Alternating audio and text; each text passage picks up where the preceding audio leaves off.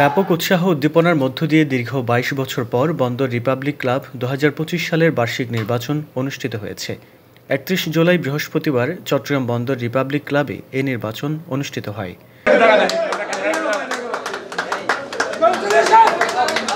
নির্বাচনে সভাপতি অর্জ রেখে নির্বাচন হয়, যা পদাধিকারে বন্দর চেয়ারম্যান নির্ধারণ করেন। নির্বাচনে ৩ জন প্রতিদ্বন্দ্বীর মধ্যে মোহাম্মদ ফারুক হাসান চৌধুরী হেলিকপ্টার প্রতীকে ৬২৯ ভোট পেয়ে সাধারণ সম্পাদক নির্বাচিত হন। এছাড়াও নির্বাচিত হয়েছেন সহসভাপতি মোহাম্মদ আনোয়ারুল ইসলাম চেয়ার, যুগ্ম সম্পাদক মোহাম্মদ রাজিবুল ইসলাম ভূঁইয়া ডাব, কোষাধ্যক্ষ মোহাম্মদ মুস্তাফিজুর রহমান মই, দপ্তর সম্পাদক মাহমুদুল ইসলাম গোলাপফুল, প্রচার ও প্রকাশনা সম্পাদক সালাউদ্দিন এবং রাসেল, ক্রীড়া সম্পাদক আসিফ চৌধুরী ফুলকপি, সাহিত্য ও সাংস্কৃতিক সম্পাদক মোহাম্মদ হানিফ মাছ, মহিলা বিষয়ক সম্পাদক তাহমিনা আমিন উড়োজাহাজ প্রতীকে। কার্যকরী সদস্য হিসেবে আরও ১০ জন নির্বাচনে নির্বাচিত হয়েছেন। নির্বাচনে মোট ১৪৮৬ ভোটারের মধ্যে ১৩০৫ জন ভোটার ভোট প্রদান করেন।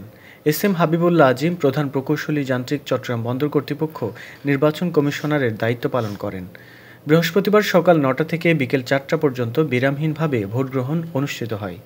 এ সময় নির্বাচিত সাধারণ সম্পাদক ফারুক হাসান চৌধুরী বলেন, এই নির্বাচনে হাজার হাজার মানুষের উপস্থিতি, অংশগ্রহণ এবং বন্দর রিপাবলিক ক্লাবের সদস্যদের স্বতঃস্ফূর্ত অংশগ্রহণে গত ২০ বছরের মধ্যে সবচেয়ে জমজমাট ও প্রতিদ্বন্দ্বিতাপূর্ণ হয়েছে এবং এই নির্বাচনের মাধ্যমে বন্দর এলাকায় একটা উৎসবমুখর পরিবেশের সৃষ্টি হয়েছিল।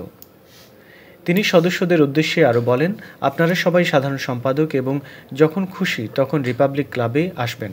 পারলে পরিবারের সবাইকে নিয়ে ক্লাবে ঘুরতে আসবেন এবং এখানে বিদ্যমান সমস্যাগুলো নিয়ে কিভাবে সমাধান করা যায় তার জন্য পরামর্শ দিয়ে নির্বাচিত পরিষদকে সহযোগিতা করবেন।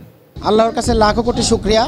চট্টগ্রাম বন্দর রিপাবলিক ক্লাবের দীর্ঘ ২২ বছর পর দ্বিবার্ষিক যে নির্বাচন অনুষ্ঠিত হয়েছে, এখানে চট্টগ্রাম বন্দরের সকল কর্মকর্তা সদস্যবৃন্দ এখানে পার্টিসিপেট করেছেন এবং বিপুল ভোটে আমাকে সাধারণ সম্পাদক পদে জয়লাভ করেছেন। আগামী ২ বছর আমরা চেষ্টা করব চট্টগ্রাম বন্দর রিপাবলিক ক্লাবকে আধুনিকায়ন করতে, পাশাপাশি কৃষি জোন প্রতিষ্ঠাসহ আর্থিক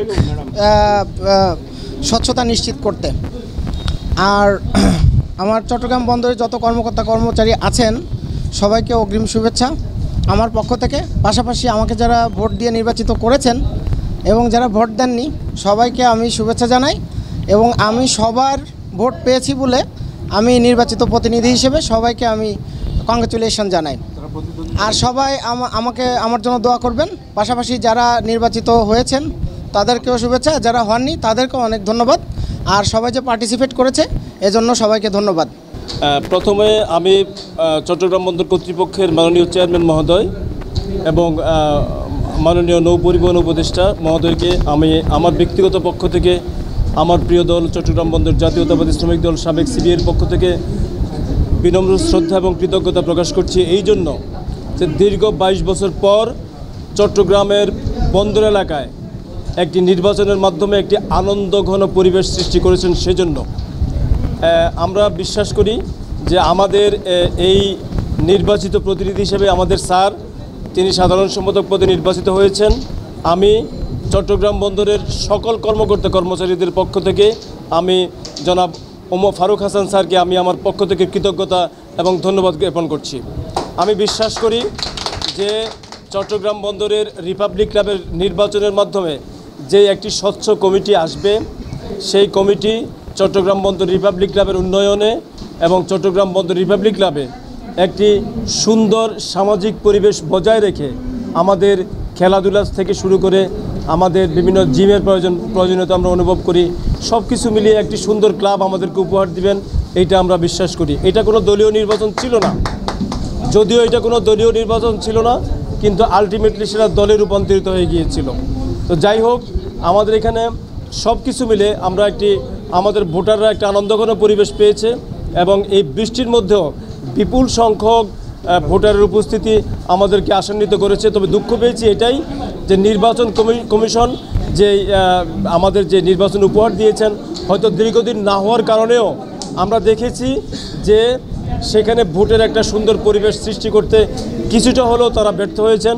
আমরা আশা করব যে এখান থেকে ওনারা শিক্ষা নিয়ে ভবিষ্যতে যে সিবিআই নির্বাচনে একটি সুন্দর স্বচ্ছ এবং নিরপেক্ষ নির্বাচনের ব্যবস্থা করবেন, এটা আমরা বিশ্বাস করি।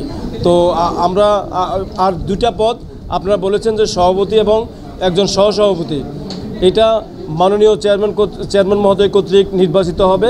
এটা নির্বাচনের মাধ্যমে নয়, উনি এটা চেয়ারম্যান স্যারের কোটায় ওনারা এখানে বসবেন। আমরা বিশ্বাস করি খুব দ্রুততম সময়ের মাধ্যমে এই কমিটি চেয়ারম্যান স্যার অবশ্যই পূর্ণাঙ্গ কমিটি উপহার দেবেন এবং এই ক্লাবটি আরও সুন্দর সুচারুরূপে পরিচালিত হবে, এটা আমরা বিশ্বাস করি।